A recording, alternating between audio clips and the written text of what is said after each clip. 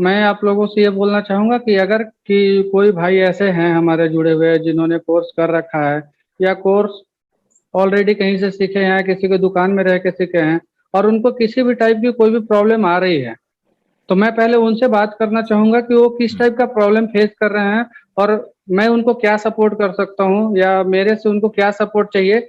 अगर कोई हमसे बात करना चाहे तो बात कर सकते हैं। सर 2-3 बार ऐसा हुआ है, खास करके लेनोवो के बोर्ड में एमडी का प्रोसेसर लगा हुआ होता है, E2 E3 7 जनरेशन ऐसा कुछ। तो एमडी का प्रोसेसर में खास करके प्रोसेसर कोर मॉसफेट कोई शॉर्ट रहता है, तो हाँ। हम मॉसफेट जल जाता है, बिल्कुल शॉर्ट भी रहता है कहीं कहीं बार।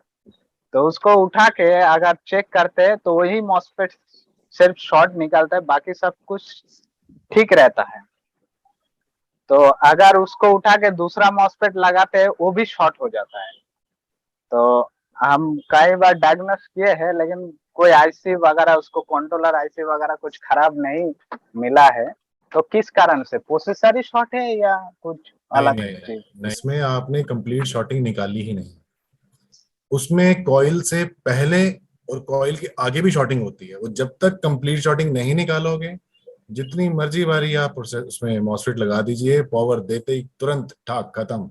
पावर देते आप बोलोगे अरे शॉर्टिंग निकल गई, नया मॉसफेट लगाया, पावर दी, खत्म।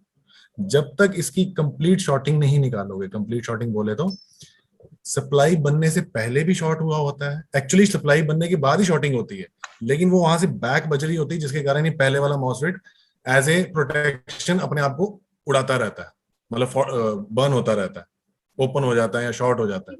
जब तक आप आगे की शॉर्टिंग कंप्लीटली नहीं निकालते, इसको आप जितनी मर्जी उतनी बारी शॉर्ट हो जाएगा। और आपने देखा होगा कहीं शॉर्टिंग नहीं मिलेगी आपको, आप बोलोगे आगे शॉर्ट है क्या, और पावर देते ही, मतलब आपने जस्ट पावर दियो शॉर्ट, पावर दियो शॉर्ट। इसी को कहते हैं कि जब तक आप इसकी शॉर्ट देखो। एक और चीज है, आजकल मैंने देखा है कि बड़े बड़े लोग पता क्या कर रहे हैं, शॉर्टिंग है चलो यार पावर दे दो, कुछ ना कुछ गर्म होगा, पता लग जाएगा शॉर्टिंग निकल गई। आजकल तो ठीक ऐसा है, ही हो रहा है। 30% कहीं चलता भी है, वो भी आपको पता होना चाहिए कि ये कौन सा सर्किट है, इस पे पावर देने से आगे दिक्कत आने वाली है कि नहीं आने वाली। पता लगा आप सपोज पता लगा कोई मॉसफेट शॉर्ट है, उसने 3 वोल्टेज बनानी थी, ठीक है, आपने पावर दे दी 19 वोल्ट की, पीछे से आपने लगा 19 वोल्ट शॉर्ट है, उससे सीधा 3 वोल्टेज तुरंत मॉसफेट अपना प्रोसेसर के अंदर गई, बोर्ड ही खत्म हो गया। फिर आपने कस्टमर को बोल दिया सर नहीं हो रहा, उसने क्या बोला यार, वो 10 बंदों को बोलेगा जाके यार वहां नहीं हुआ रिपेयर यार, ठीक है। सर तो हाँ। तो देखिए इसमें होता ये जो क्या शॉर्टिंग है। है ऐसे नहीं निकलती जब तक कंप्लीट शॉर्टिंग ना निकालो आप। हाँ।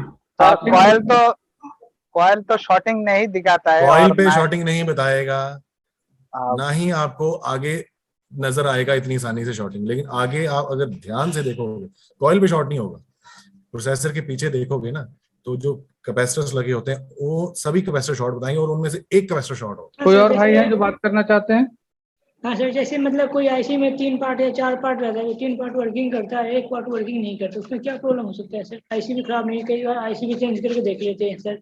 क्या बोले, दोबारा से बोलिए, समझ नहीं जैसे पाया। मान लीजिए किसी आईसी में 3 पार्ट या 4 पार्ट बना रखे हैं, जैसे वी कोर के लिए अलग, मतलब उसी आईसी में, मतलब जैसे वी कोर बनते हैं ना, उसको ग्राफिक कोर के लिए मतलब अलग, तो वी कोर बनता है बट ग्राफिक कोर नहीं बनता है सर।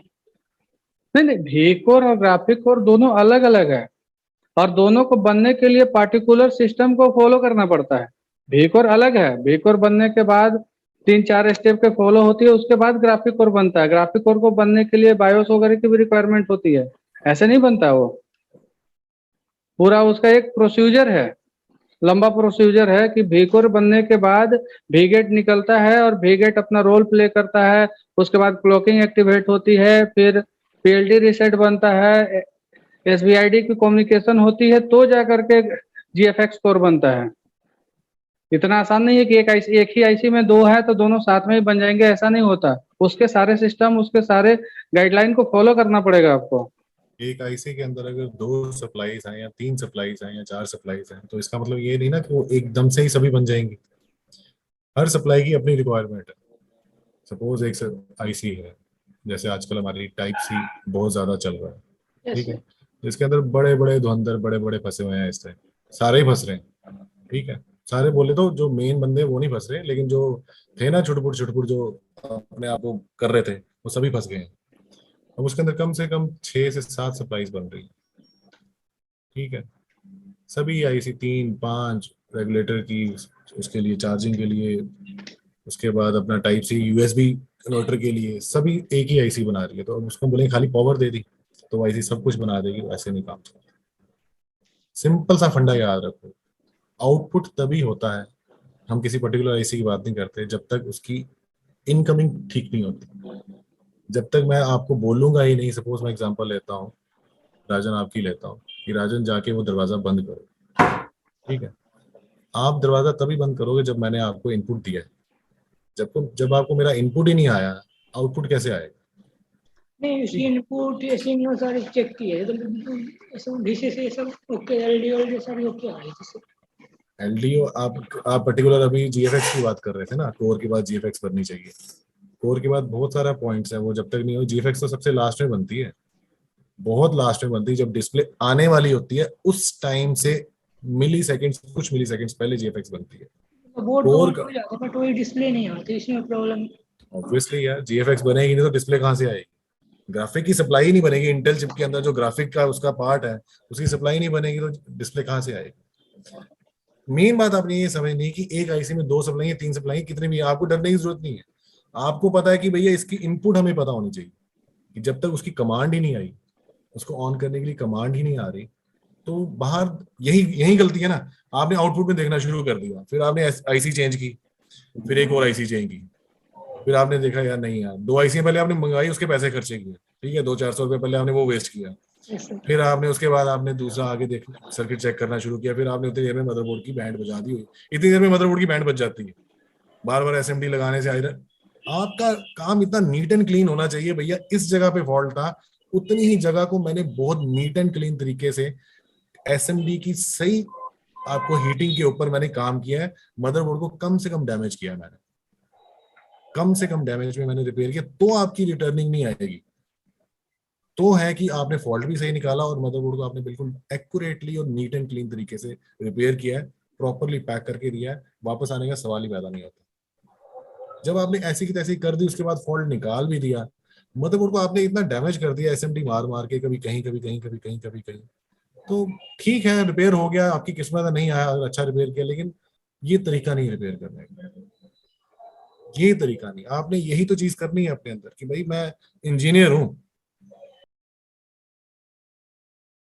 आएगा तो ये ले तेरा मदरबोर्ड वापस, अपना नाम नहीं खराब करना आपने, आपने नाम भी कमाना साथ साथ कि भैया नहीं हुआ, मेरे को समझ नहीं आया, ठीक है, इट्स ओके, कोई बात नहीं, हेल्प ली हमसे, हेल्प ली, आपस में ग्रुप चैट की, यार ये फॉल्ट, फॉल्ट होते कितने हैं यार, फॉल्ट होते कितने हैं, तुरंत निकलते हैं फॉल्ट, और जो फॉल्ट नहीं होने होते वो नहीं होने होते, वो पीसीबी लेयर्स के अंदर चले जाते हैं फॉल्ट, और अगर आप वो नहीं कर पा रहे, कोई दुनिया में माइकल पैदा नहीं हुआ, उसके लिए घबराना नहीं है।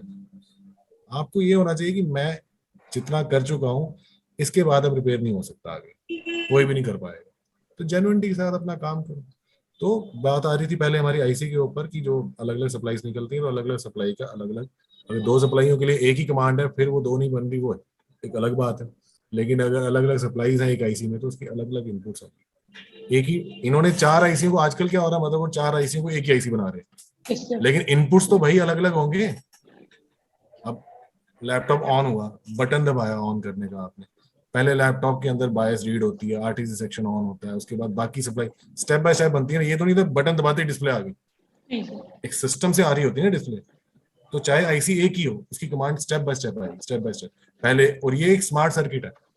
ये अब जैसे सपोज ये क्या करता है कि पहले अपना फर्स्ट स्टेप क्लियर करेगा, तो पिछले स्टेप को बताएगा कि मेरा स्टेप क्लियर है, फिर सेकंड स्टेप पे जाती है सर्किट, फिर थर्ड स्टेप पे जाएगा, पीछे अपने आप को बताता है। ये स्मार्ट सर्किट है, ये कोई वो नहीं है कि अपना, जैसे हम कह सकते हैं कि लाइक रेडियोस होते थे पहले, उसमें तब स्मार्ट सर्किट्स नहीं होते, माइक्रो प्रोसेसर चिप्स होती नहीं थी, तब तो सीधे सीधे सप्लाई का काम होता था, एक ही चिप होती थी बस जो सारा काम करती। लेकिन ये स्मार्ट सर्किट्स हैं, ये तरीके से चलेगी।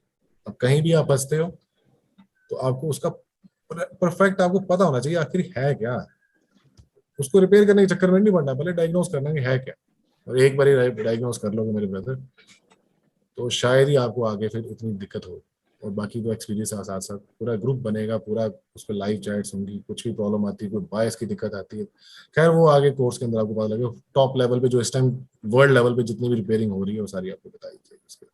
इन छोटी छोटी बातों की चिंता ना करो, मेन बात की मैं आपसे हम यही पूछ रहे हैं, आपको जो दिक्कत आ रही है हम उसके पीछे हम ये पूछना चाहते हैं आपसे कि जैसे आप लाइक मदरबोर्ड हाथ में पकड़ा आपने, उस टाइम आपको मतलब सर्किट डाउनलोड सर्किट ढूंढने में या और कोई चीजें इसके इन इन इन चीजों को छोड़ दो, आपकी इसकी सप्लाई नहीं बन रही, ये नहीं बन रही, वो नहीं बन रही, इसके अलावा आपको क्या दिक्कत आ रही है जो अनसर्टेन हो, जो सबको ही लग रहा हो कि यार ये दिक्कत तो कॉमन है यार, सबके साथ ही आ रही है, ऐसा कुछ आपको लगता हो आपके फ्रेंड सर्कल में भी कि नहीं यार? कभी कभी से ऐसे होता है बिना सर्किट देखे हुए पता ही नहीं चलता कि कौन ऐसी कहाँ पे लगो, कैसे पता करते हैं। उसके लिए तो फिर कुछ ना कुछ तो जुगाड़ लगाना पड़ता है ना, हर एक का सर्किट तो अवेलेबल कभी भी नहीं होगा। उसके लिए हम देखते हैं कि जैसे कोई कंट्रोलर किसी पर्टिकुलर आईसी किसी मदरबोर्ड में लगी है, उसका सर्किट नहीं मिल रहा तो हम दूसरे सर्किट को देखते हैं जिसमें वो लगी है, वहां से हम रेफरेंस लेते हैं कि अच्छा आईसी एक जो है तो दूसरे मदरबोर्ड में वैसे ही काम करेगी, वहां से हम कुछ रेफरेंस लेते हैं, हाँ यार यहाँ काम करे तो हम अपने मदरबोर्ड में चेक करते हैं उसको कंपेयर करके, यही हो सकता है और तो कुछ नहीं कर सकते आप, है ना? जैसे एक आईसी एक मदरबोर्ड में लगी, उसका सर्किट नहीं है आपके पास, तो या तो आईसी का सर्किट डाउनलोड करोगे, अगर वो भी नहीं मिलता तो हम किसी मदरबोर्ड में देखते हैं कहाँ लगी है आईसी, है ना? और कोई जो नया बंदा है कोई वो बोले, क्या सोच के आए हो इस लाइन में भाई? सर एक डाउट था, हम्म। काम मैं भी करता हूँ लेकिन कॉन्फिडेंस नहीं बन पाता इस काम के अंदर कि कहाँ पे हो आप? हरियाणा से। हरियाणा में कहाँ से? रोहतक चंडीगढ़ में? रोहतक हरियाणा। रोहतक रोहतक। मैंने ठीक है। एक्चुअली एक बार लैपटेक्स के आपके यहाँ से वीडियो कोर्स भी लिया था। मैंने एक्चुअली डेस्कटॉप रिपेयरिंग सीखी थी वजीरपुर से सन 2000 में। अच्छा। तो वहां से सीखा तो कुछ पता लगा, फिर लैपटॉप तब तो उस टाइम पे आते नहीं थे, फिर कुछ अपने आप देख देख के कुछ थोड़ा बहुत सीख लिया, फिर वीडियो कोर्स लिया पर उससे भी क्लियर नहीं हुआ। फिर मैंने एक जगह ऑफलाइन भी किया था पर मजा नहीं आया, पर कॉन्फिडेंस नहीं बन पाता। उसके लिए बताइए कि क्या किया जा सकता है? कॉन्फिडेंस कैसे बनेगा आपका? कुछ सोचो ना, कॉन्फिडेंस तभी बनता है ना जब आपको पता हो कि कर क्या रहे हो आप। सर मेरे पास कस्टमर के बोर्ड्स भी आते हैं, मैं देखता हूँ 19 होगी 3-5 होगी, बस मैं इससे आगे नहीं बढ़ पाता। यहाँ तक मैं थोड़ा बहुत कर लेता हूँ। 3-5 भी आजकल आपको पता है कितनी ज्यादा टिपिकल उसके अंदर आ गए हैं आजकल वाले सर्किट्स। 3-5 की बात नहीं कर रहा, मैं पुराने वाले की बात। अब तो नए के साथ ही चलोगे, पीछे तो खत्म होते जा रहे हैं मैं बोर्ड। सेकंड थर्ड जनरेशन तक कर अब तो लेता हूँ, उसके बाद नए के साथ से नहीं कर पा रहा। एक स्टेप आपको आगे चलना है मार्केट से। हाँ नहीं, मैं सेकंड थर्ड जनरेशन तक ही कर पाता हूँ, उसके बाद नहीं हो पाता। मैं तो देखो हर लाइन में ना जो क्रीम होती है ना, याद रखना है मेरी बात सभी स्टूडेंट्स, क्रीम समझ तो मलाई, दूध के ऊपर मलाई होती है ना जो, वही सब कुछ कर रहे होते हैं। हाँ। नीचे कुछ नहीं होता। आप बोलोगे कि मैं 3-5 निकाल लेता हूँ, उसमें भी अभी आप फंसते होंगे बहुत जगह। हाँ उसमें भी फंसता हूँ, फिर नहीं होता तो बस रिटर्न कर देता तो हूँ। हर लाइन के अंदर कोई दुनिया की लाइन हो, उसके अंदर जो मलाई होती है ना वो बनना होता है, टॉप पे जाना भैया। फिर देख काम थोड़ा हो यार, मेरे पास काम 2 ही लैपटॉप आते हैं दिन के यार, कोई चक्कर नहीं, मेरे को तसल्ली होनी चाहिए शाम को कि भैया मेरे को संतुष्टि है, भैया काम करके दिया, अपने काम से प्यार होना चाहिए उसमें। आप ऑफलाइन भी करवाते हैं आपके यहाँ पे क्या? ऑफलाइन भी है, उसका अलग प्रोसेस है, वो हमारे हाँ जी। जैसा ऑफलाइन भी है ऑनलाइन भी है, किसी भी टाइप की सपोर्ट चाहिए आपको मिल जाएगी, कोई प्रॉब्लम नहीं है आपको उसमें कोई। तो आप देखिए क्या नाम हुआ सर? सुमित जी। देखिए आपको प्रॉब्लम कहाँ पे आती है, मैं थोड़ा सा जो मैंने महसूस किया वो मैं आपको बताता हूँ कि आपने कोर्स तो बहुत सारे किए, ठीक है, लेकिन कोर्स करने के बाद आपको जो प्रैक्टिकल नॉलेज मिलनी थी वो नहीं मिल पाया। अब एग्जांपल हम छोटा सा एग्जांपल लेते हैं 3 वोल्ट और 5 वोल्ट आईसी का। इससे पहले राजन जी का भी सवाल हुआ था, तो दोनों का सवाल को मैं मिक्स कर रहा हूँ आपस में। तो अभी एक 3 वोल्ट और 5 वोल्ट की आईसी है, लेकिन उसका कॉन्सेप्ट को अगर आप समझेंगे तो कॉन्सेप्ट देखिए डिफरेंट टाइप का है। एक ही आईसी है, एक आईसी वही सेम आईसी कभी 5 वोल्ट पहले बना देता है तो कभी 3 वोल्ट बाद में बनाता है, कभी 3 वोल्ट और 5 वोल्ट साथ में बना देता है, तो कभी 3 वोल्ट पहले बना देगा 5 वोल्ट बना दे बाद में बनाएगा, कभी ऐसा होगा कि पावर ट्रिगर करने के बाद 3 वोल्ट और 5 वोल्ट बनाएगा, लेकिन आईसी वही है। तो ये क्यों हो रहा है? क्योंकि उसके इनपुट्स जो है डिस्ट्रीब्यूट कर दिए जा रहे हैं, एनेबलिंग अलग अलग। हाँ, जब तक उसको इनपुट्स प्रॉपर नहीं मिल पाएगा तब तक वो आउटपुट देगा नहीं।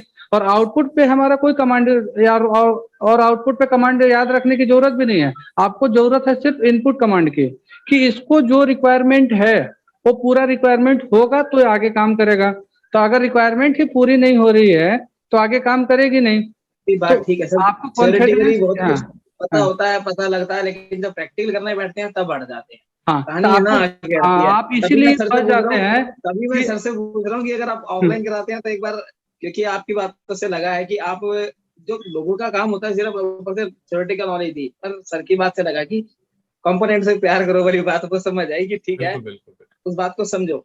वो मेरे को थोड़ा सा लगा कि आप इन डिटेल, मतलब जो एक कई बार कईयों का काम होता है कि पेशा होता है कि चलो भैया मैंने कोर्स करा दिया, छुट्टी, मेरा काम खत्म। पर कईयों का काम ये सोचते हैं कि यार सामने वाला मेरे पास आया है, मुझे इसका हाथ पकड़ के इसको सिखाना है, इसको बनाना है।